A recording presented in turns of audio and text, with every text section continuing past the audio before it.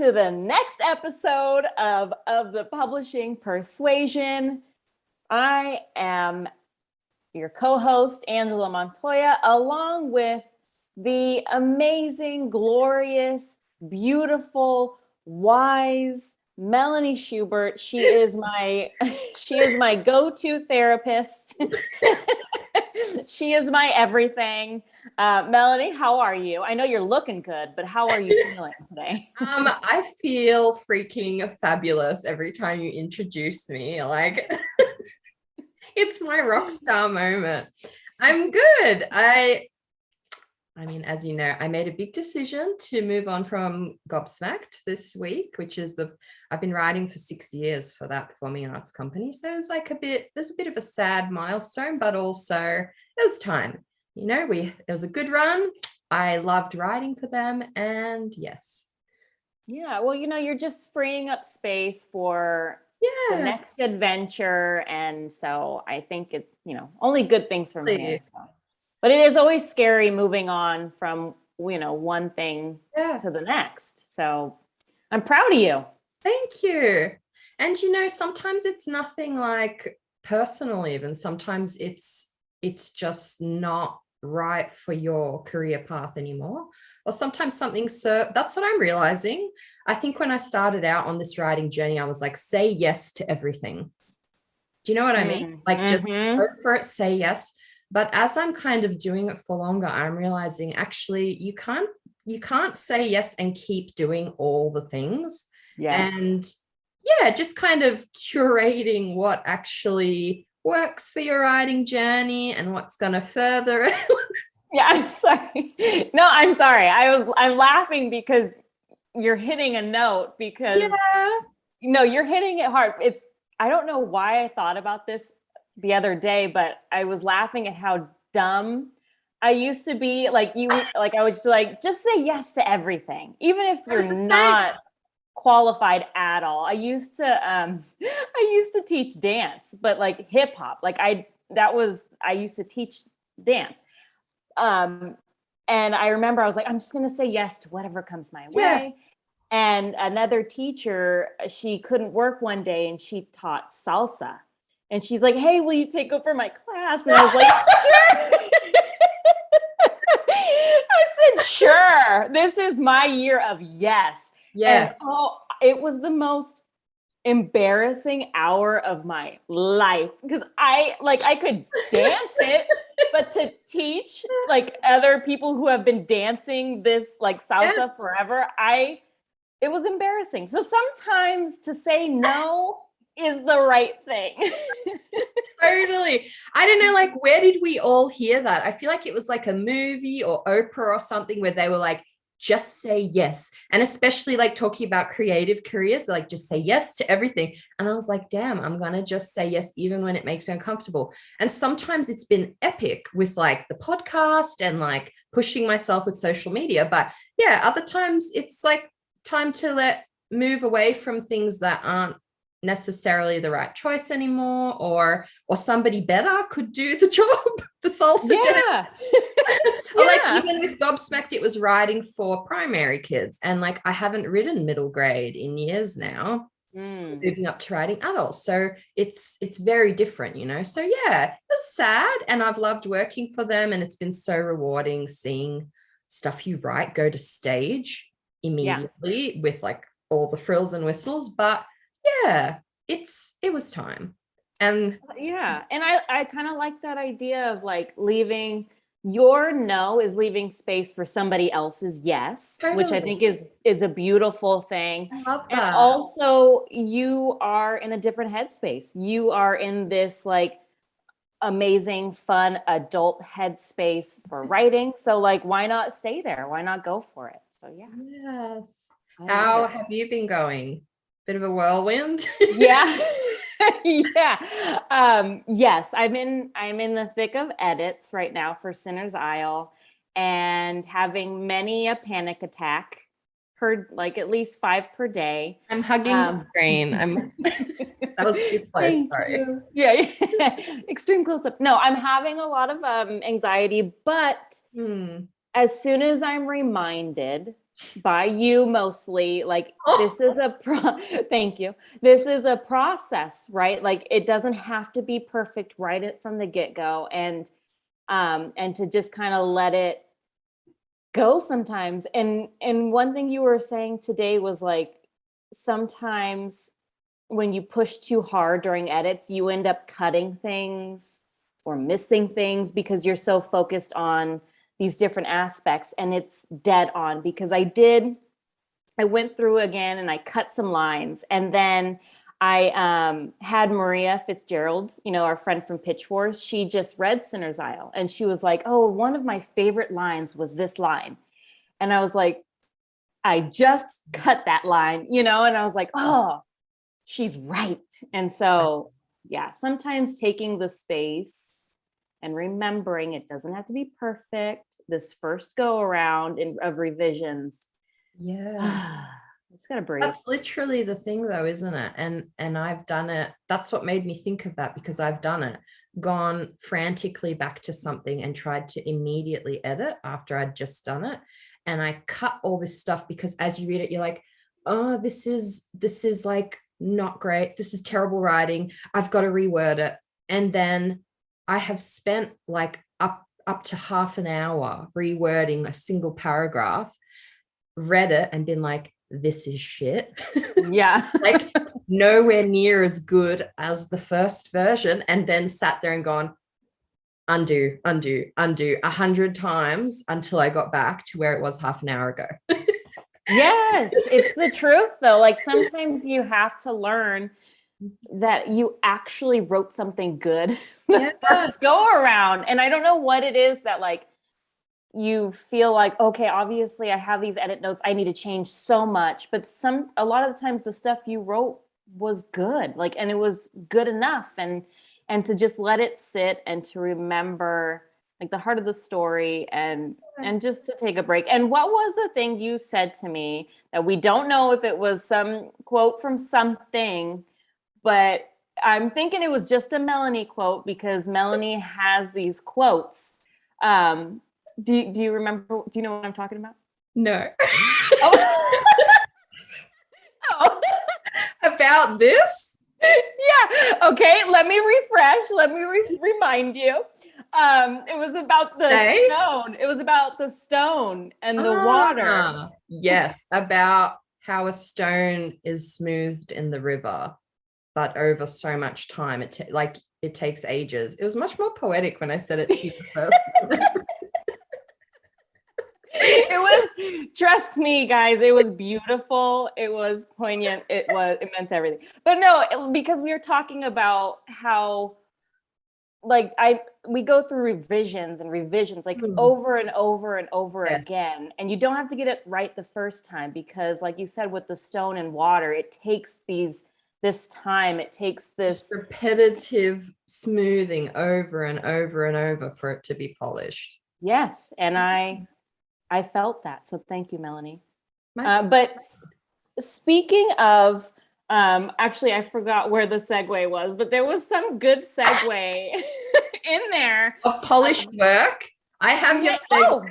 I was going to say the thing is the disconnect between what you read on a shelf, how many countless revisions between what's in your box of square when you're editing and writing. It's like, I can't even think how many revisions that goes under. And speaking of, that's where is your segue, things that have been fine-tuned and fine polished. This freaking masterpiece. I'm so salty at myself for not sending you a copy, because I could have sent it to you before it came out in the US. And I thought about it this week and I was just like, I have just friendship fail. Wow. If you prefer this cover, I'll send you one of these. Okay. US cover is gorgeous too, to be honest. Yeah, I think I love that. Yeah. So we've got Tobias on today, and our first Australian guest representing. Yeah. His book is coming to, shall I just read his bio quickly? Yeah. Tobias is an author and editor from Sydney, Australia. His debut young adult fiction novel, Anything But Fine, is out now in Australia and New Zealand with Penguin Teen, and coming to the US March 29, 2022. Page Street YA. His second YA novel, Take a Bow, Noah Mitchell, is coming to Australia, New Zealand in 2022 and in the US 2023. Originally from Ballarat, Tobias worked for 10 years as a performer, touring Australia and New Zealand with musicals such as Mary Poppins, Cats, Singing in the Rain, and Guys and Dolls. In 2019, he edited and published Underdog, which I have on my shelf somewhere. I'll get it later. Oh, cool. The first Love Oz YA short story anthology for previously unpublished Aussie young adult fiction writers. In 2019, he wrote the cabaret show Siblingship, which played to sold-out audiences in Sydney, Melbourne, and Canberra. Tobias is a passionate member of the Love Oz YA and LGBTQ+ communities, and also currently works in publishing as a senior marketing executive. So, what a bio! Yeah. Wow. I'm nervous. I'm nervous to talk to Tobias. I'm excited. It's going to be great. Let's just get him on. Let's do it. Hi, Tobias. Hi, guys. How you doing? Good. We were talking about, you're our first Australian guest on the show. Ah, So there you welcome. go. I was literally reading your book when Angela was like, are there any Australian guests you want on the show? And I was like, yes, this one now. Oh, I love that. Yeah, she was ranting and raving about your book. So we're just excited to talk about it. And I know it's gonna be published here pretty soon, right? Like it's coming soon. Yeah, I mean, hopefully. It was meant to come out in January, and then we've had 2 delays so far. So hopefully it actually comes out on the 29th of March. Okay. But I will believe that when it happens. Yeah, that seems to be the thing with publishing, right? Like you just kind of have to go with the flow in a lot of ways. Yeah, especially at the moment. I mean, all the supply chain stuff is just really kind of knocking people around, and the big books obviously get prioritized, which makes perfect sense. But then, all the smaller publishers have to constantly keep shifting all their pub dates and all of that sort of stuff, which is more than a little frustrating for everyone involved. But I mean, we'll get there eventually. So it'll be worth the wait, hopefully, for everyone. Totally. We're building suspense. And when it comes out, everybody's just going to be like, give it to me now. This is the hope. Yes. Well, that kind of leads into like question 3 or something. But since we're there, how was it getting published in a pandemic? Like, it does seem to have been a very disorienting time. Yeah, I mean, obviously, like, it's my debut novel, so I don't have anything to compare it to realistically. Though I guess, I do work in publishing as well, so I kind of have a bit of a grasp on how things usually work. But I mean, it kind of was last minute that we went into lockdown in Sydney, because my book was coming out at the very end of August, and we went into lockdown like at the start of July. So we kind of had a million things planned, and then had to do a big pivot to cancel all the in-person events and stuff like that, and move everything online and change kind of the approach to how it was going to be published, knowing that 2 of the biggest cities in Australia wouldn't be able to go out and browse, which is kind of a big deal, especially for debut authors. I think there was a weird thing that we kind of saw during that period where really big kind of famous books sold even more than they usually would, because they were so visible and the word of mouth kind of was already established. But for a lot of smaller books or debut authors, it really was quite hard to cut through at that time, because unless people were already talking about your books, which they rarely are when it's a debut, it was kind of hard to get that attention online and stuff when everyone was stuck at home. But as I said, I had nothing to compare it to, so it all just kind of happened, and everyone was so lovely and so supportive, and tried to make it as special as it possibly could be, when we couldn't leave our houses. Man, that's rough, honestly. Can you explain to me, because I haven't gotten the honor of reading the book, can you just let me and the audience know what your book is about?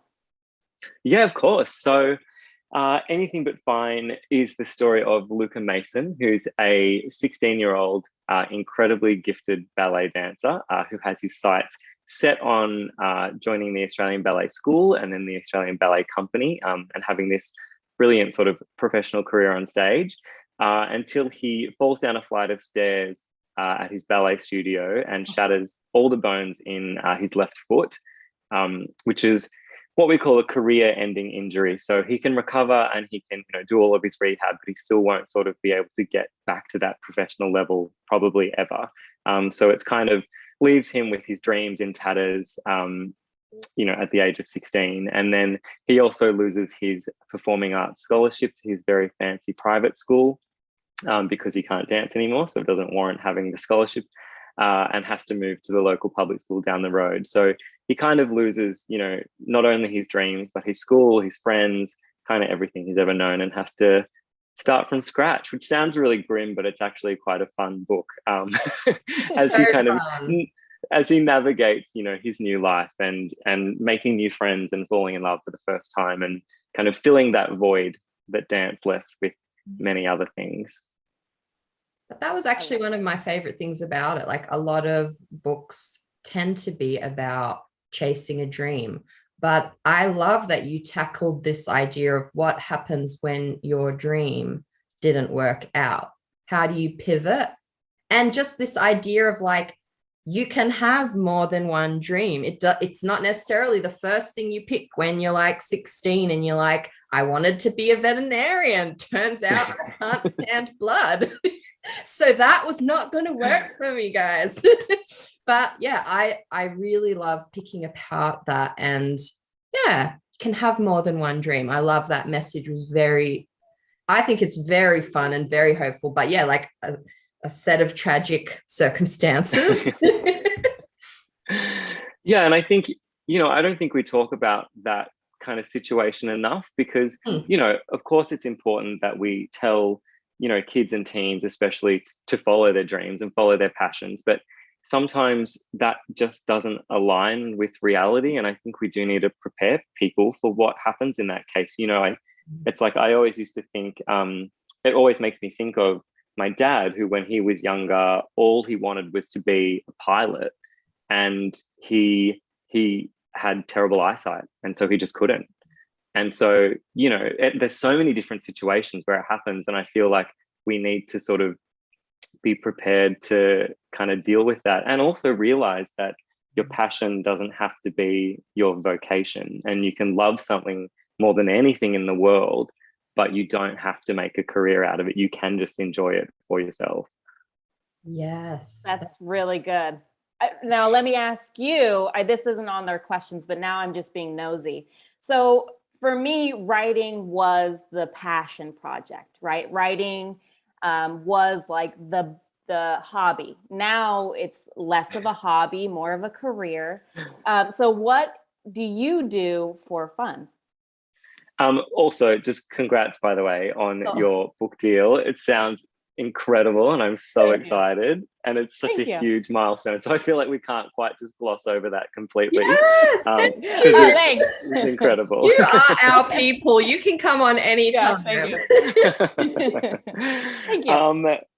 And then in terms of what I do for fun, I mean, it's kind of funny because, I spent my whole life up until I was kind of like 30 as a professional performer. So that was my passion and that was my career. And I did musicals and all these touring shows and amazing things. And then when I stopped doing that, which is when kind of writing and publishing became my career, all of that kind of singing and dancing stuff has turned into something that I do for fun, and like not even, publicly, literally just while I'm cooking and stuff like that. Like, to be able to just sing for myself now at home is the most amazing thing, because I loved singing, but I did always find it a bit stressful. There's a lot of pressure, on stage, that kind of thing. And, I dealt with that in my teen years and got past it. But now being able to just sing for pleasure is just so wonderful. So I feel like I've kind of flipped everything around. Yes. What's your top 5 track in the kitchen bathroom? good question. What would we hear if we floated by your place? I pretty much exclusively listen to musicals, so it would be me belting out some kind of, you know, musical diva song like Defying Gravity or something like that. I pretty much only listen to the girl songs as well, because the boy ones are all boring. Yeah, it's true. It's the truth. I'm gonna go see Wicked next month, so I'm excited. Ah, amazing! Yay! Yes, I'm prepped. Yeah, I live on musicals are life for me as well. So yeah, I get it. I mean, I wasn't like you in the theater doing things, because Melanie read your bio and I was just over here like, oh my goodness. That is something to talk about. What was your favorite musical you were in? I mean, I think probably my favorite one to perform in was Cats, which was one of my kind of childhood favorites. And I think the experience of performing in the show is so unique, with that kind of transformation and all the makeup and the wigs and stuff, and literally just crawling around and acting like a cat as your job is kind of, I mean, like, what world do you live in where that's literally, you wake up, you're like, oh, gotta go to work, and you put on a cat face and then crawl around and pretend to like lick your paws and stuff. And I mean, of course there was all the singing and dancing as well, but it just, there were many moments where, like, you know, on a Sunday matinee when you'd kind of just be sitting there on stage, because you basically never leave the stage in Cats, you watch everyone do all their other sort of songs, you'd just be sitting there watching someone and kind of have that out of body experience where you're just like, what am I doing right now? Like, this is my job. Like, people are going to the bank and doing their work, and there's lawyers, and I'm just like dressed as a cat. So I think that was always up there for me. That's pretty much epic in my which leads me to the next question. What did you think about the movie? Because it's kind of like an ongoing thing, along with Angela's crush on what's the doctor? Now it's out of my mind. Carlisle. I'm so sorry, I forgot. Carlisle and Cats are kind of like a running thing on the podcast. I have to know what you thought about the movie, because we were a bit shook. Yeah, I mean, my husband and I, because we both performed in the show in Australia together, that's where we met. Cool. So, oh my gosh, that's so cute. Did you meet as cats, like in costume? No, we met as people at rehearsals, unfortunately. But it was that weird thing of like, we were in costume all the time, that I did start seeing him as his cat, kind of like, it's a strange time. That's like a whole other story for a different kind of podcast. Yeah. Next episode. The next episode we'll have you come back on. But yeah, so we went to see the premiere in Sydney with a whole bunch of other people who had done the show. And I mean, we were kind of shocked at how wrong you can get something, I think. I personally don't think it ever is something that should have been adapted for film. I don't think it translates from stage, because there's so much suspension of disbelief in Cats, you know, believing that there's cats walking around on stage and singing and dancing, that I just think when you put that on film, it just suddenly is pretty jarring and hard to kind of get your head around. And there was some weird casting decisions and some weird kind of song changes. The one thing I really liked about it was the Skimbleshanks number, where they were dancing around like on the train tracks and stuff. I thought that was pretty cool, and how they put the tap dancing in it and stuff. I thought that was cool, but pretty much the rest, I was just sitting there with my jaw on the floor being like, what are we watching right now? Yeah, I didn't make it that far, so I'll take your word for it. I was watching it with my kids, and they're like, is this a joke? And I was like, no, it's Cats. And they're like, you can't. So I was like, okay. That's so funny. Now, because your main character is, you know, was in ballet, did you perform ballet as well? Not specifically. Like, I did a lot of ballet, but I started quite late. I think I started ballet when I was about 17 or 18 in my last year of high school. And I'd already been doing other forms of dance, but my teachers eventually convinced me that ballet was also necessary for technical reasons. And then I did a lot more kind of advanced training when I was studying like at uni and stuff post school. But I was never on the career path that Luca was on. I was always very much focused on music theatre. But I do love ballet. I have a profound love for it, and just so much admiration for anyone who can do it, because it's incredibly difficult and requires so much more discipline, physically and mentally, than any other kind of dance style. And I have some really good friends who are professional ballet dancers, and I'm in awe of their lives, because it's just like, yeah, the dedication is just on a whole other level. I couldn't even imagine. I mean, just their physical strength is just beyond. Exactly. Yeah. Being in that peak condition just at all times, I don't know how they manage it.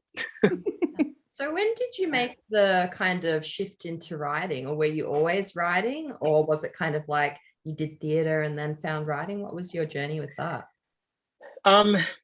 It's kind of weird. I had forgotten that I liked writing at all, until I sort of found that my interest in theatre was waning a little bit, and was like, what else do I like doing? Like, what other kind of creative pursuits do I have? And then I don't know at what point I remembered that when I was a kid, I used to write all the time. And I was like, oh, that's right. I think I used to like writing. And then I had this day where I went back to my parents' house to clean out my cupboard because they were moving house.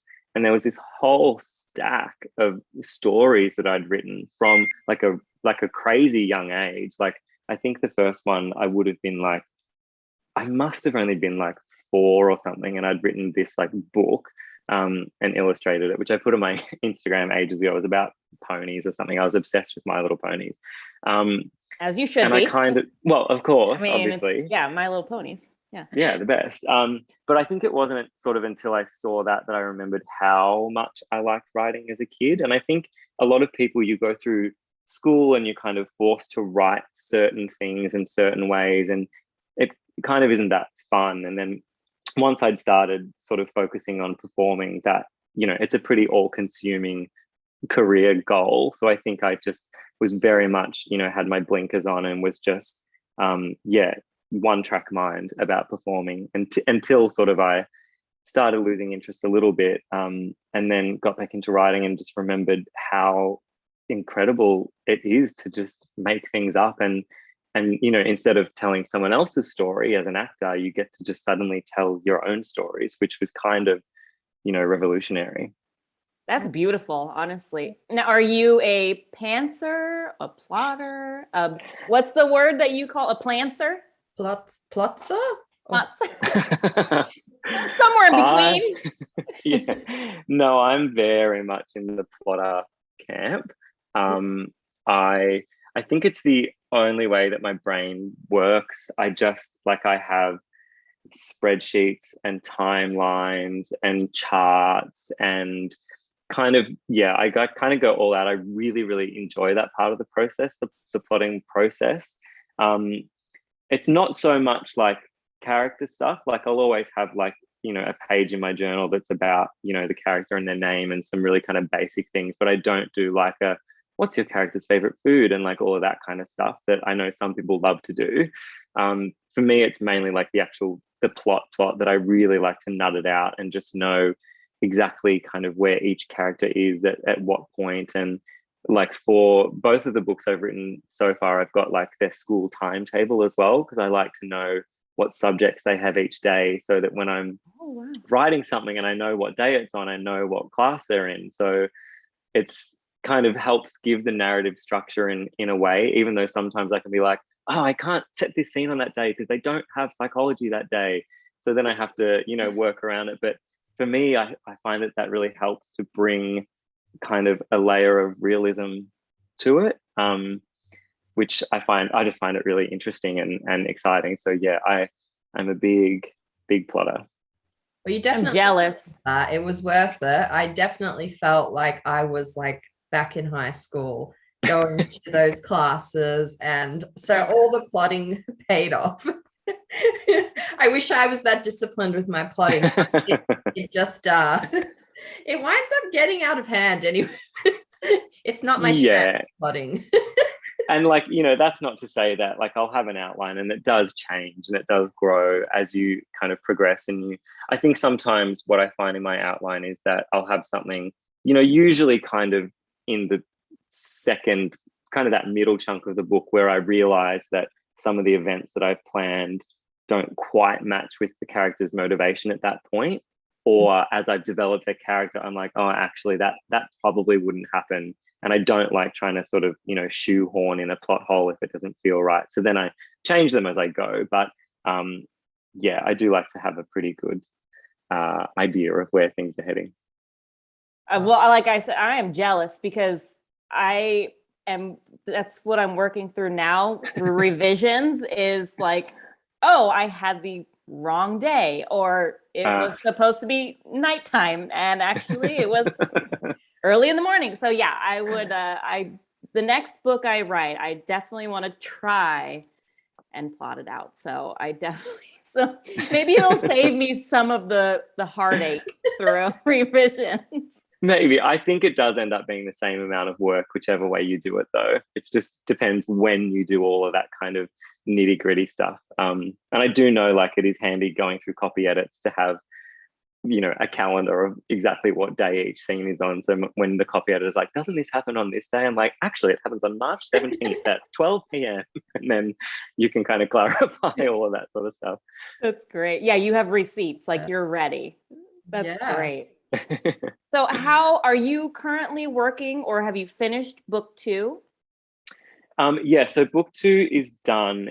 We've almost finished the copy edit for both territories on that. So then we'll just have to do a little proofread and then it'll be good to go, which is just kind of baffling because I feel like we just did that for Anything But Fine. And I think I'm about 30,000 words into book 3 of my first draft. So it wow. Yeah, it just keeps rolling on, which is the dream. It's so fun to have, you know, something that you're like, this book's already out, and then this one I'm copy editing, this one I'm drafting. Like that really is kind of that, you know, writer lifestyle dream.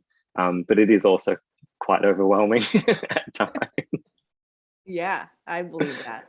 Well, and how do you deal with kind of like self-care and, you know, mental health? Because I know publishing is this, for lack of a better word, like a mind fuck, right? Like it's just constant. I apologize. Let me just, sorry. But how do you deal?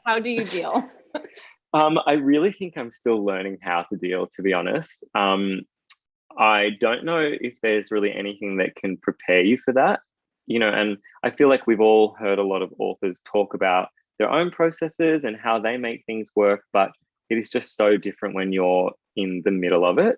And I don't think I was in any way prepared for the workload that comes with being a published author, which I've heard so many people talk about as well. And you're like, oh, yes, it sounds like a lot of work. But then when you're doing it, all of the kind of extra just admin and all of that stuff that comes with it, it really adds up, and writing time kind of shrinks and shrinks and shrinks. And so, you know, I've been working full time in publishing the whole time as well.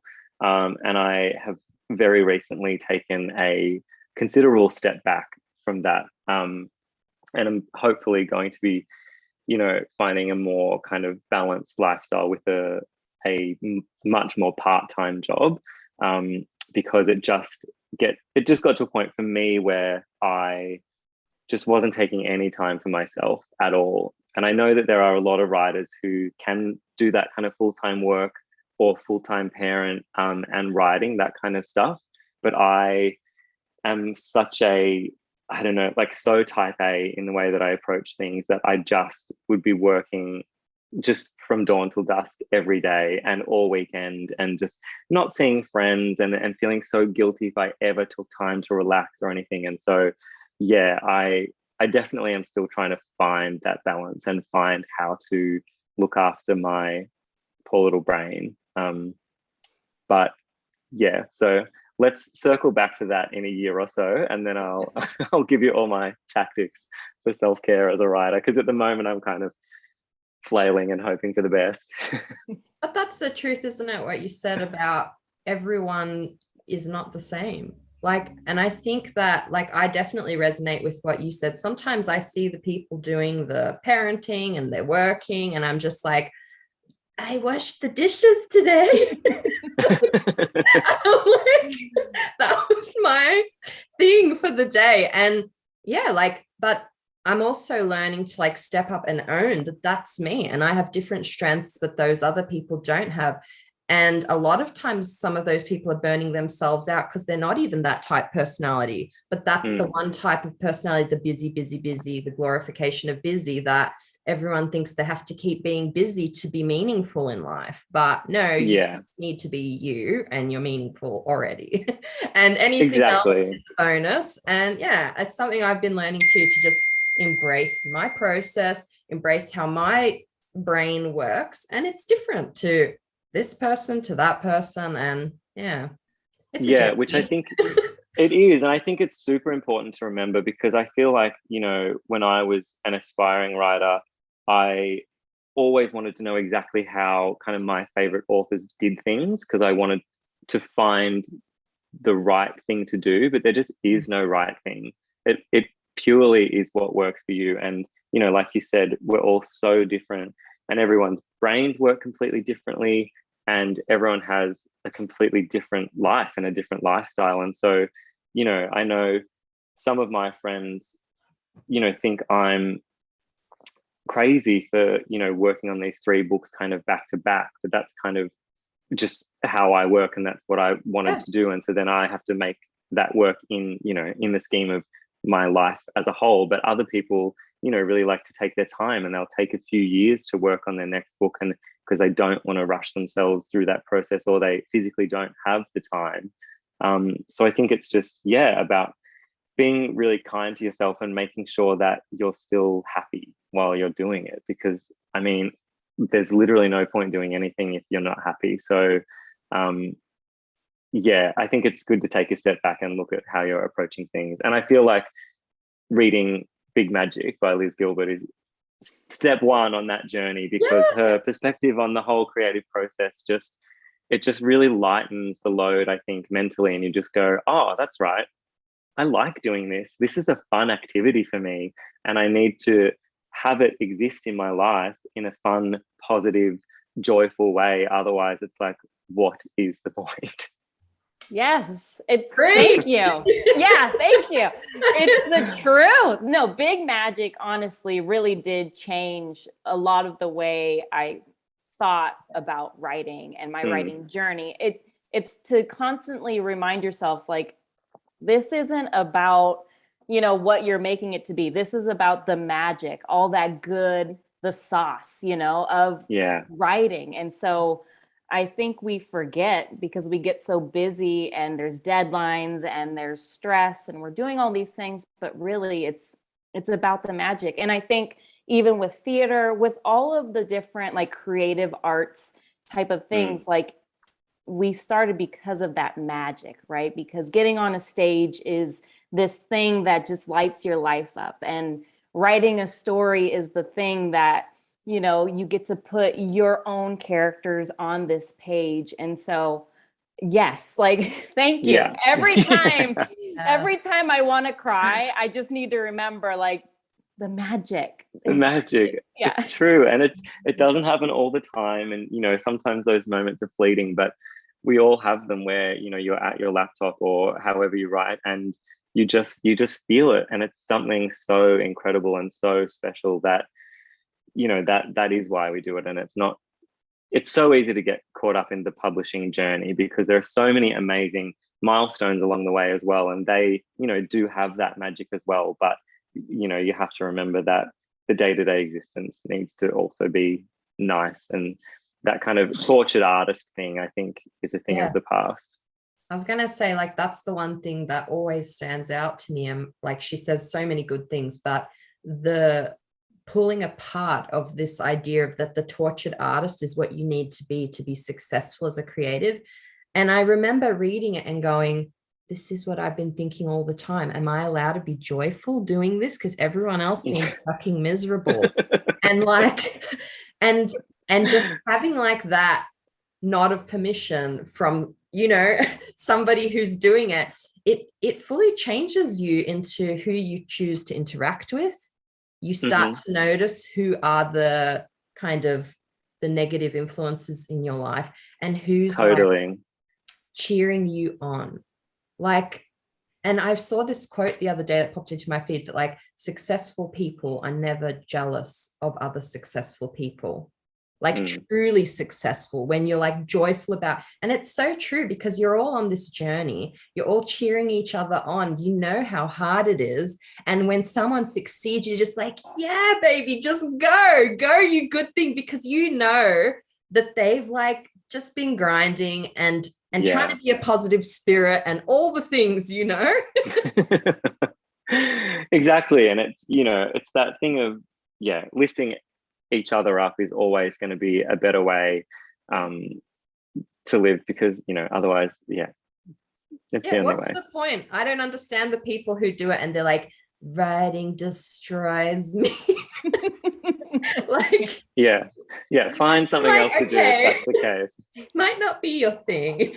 I mean, it destroys all of us some days, let's be honest, but of course. And I think, you know, that's the thing as well. Every day and stealing your joy. And it's not to say that, you know, we can't vent about writing's challenges, because there are, and they're really specific challenges. And I feel like, you know, I sometimes try and vent to my husband about things, but he's not a writer, and so I'm like, oh, you don't get this, like you don't get why this is frustrating.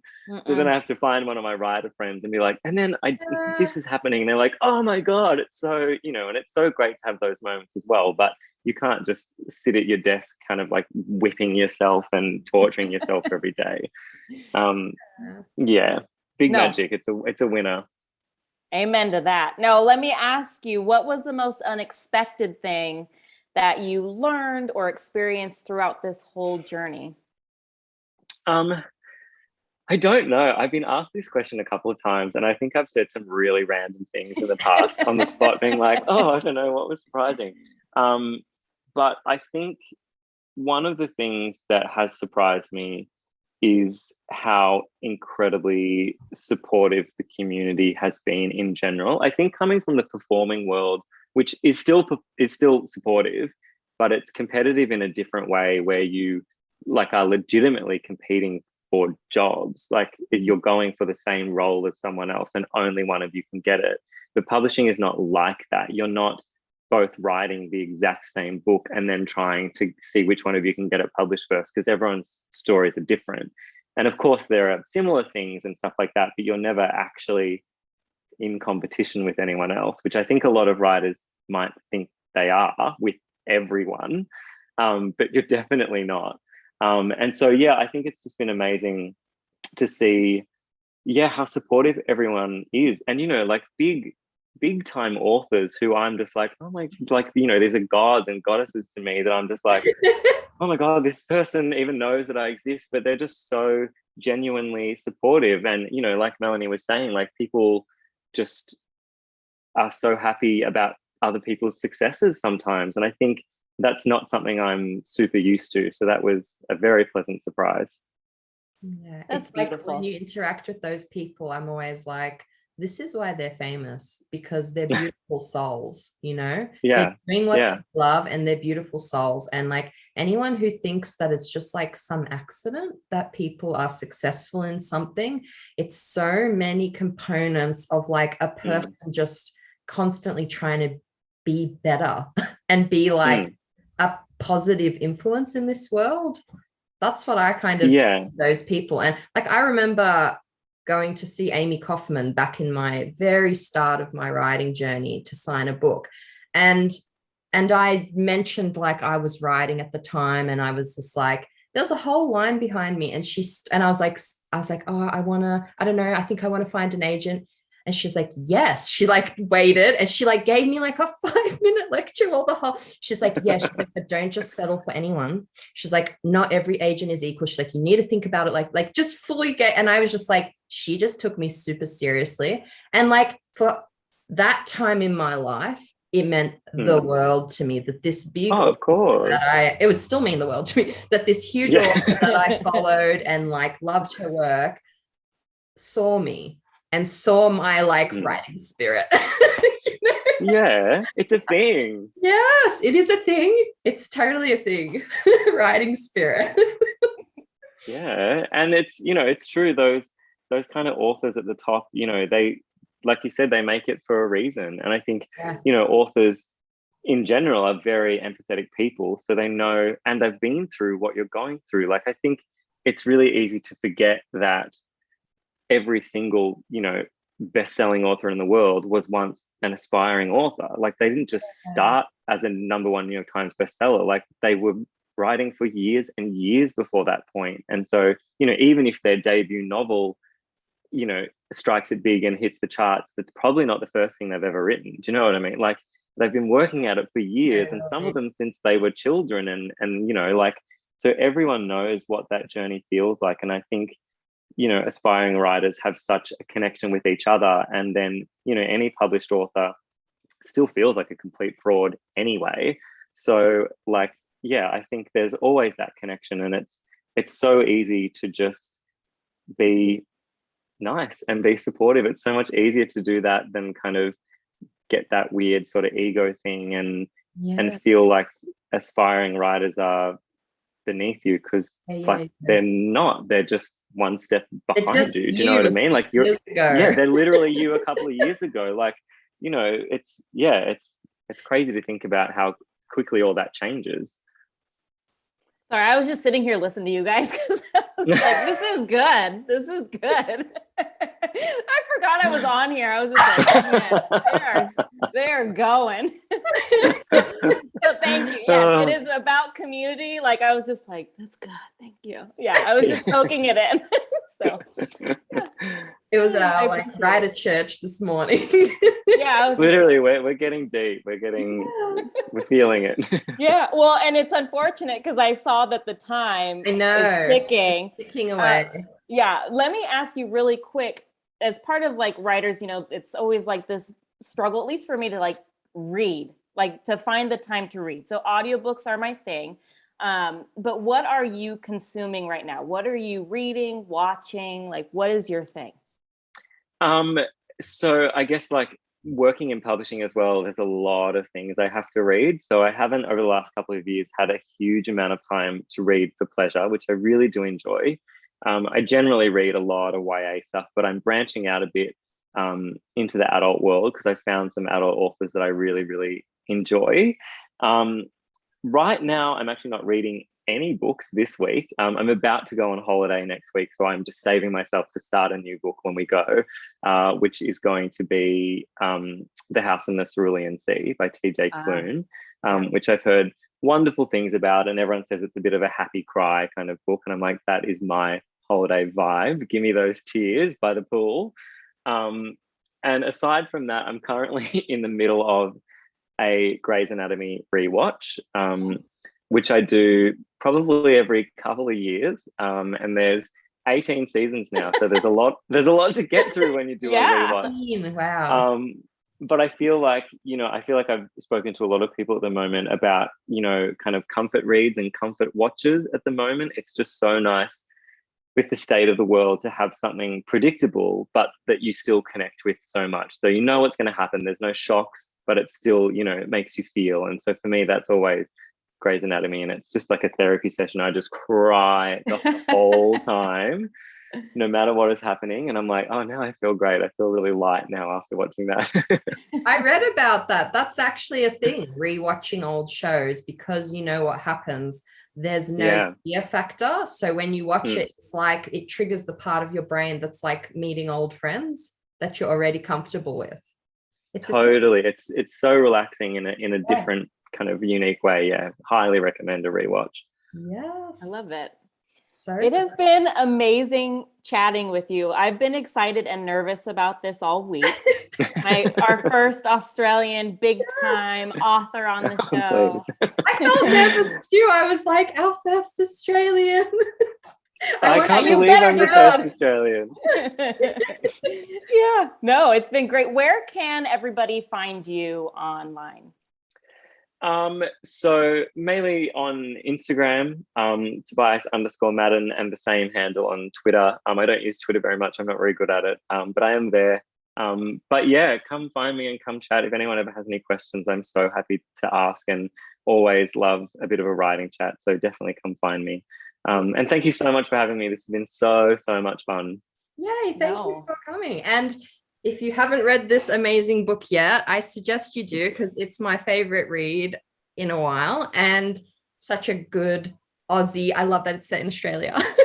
Me too. Good Aussie iconic book. And yeah, thank you so much for joining us today. I think it's going to cut us out any second, but yeah, have a great day.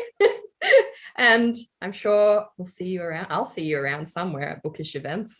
Yes, 100%. Oh, that'll be fun. You're like, I know you. Yeah.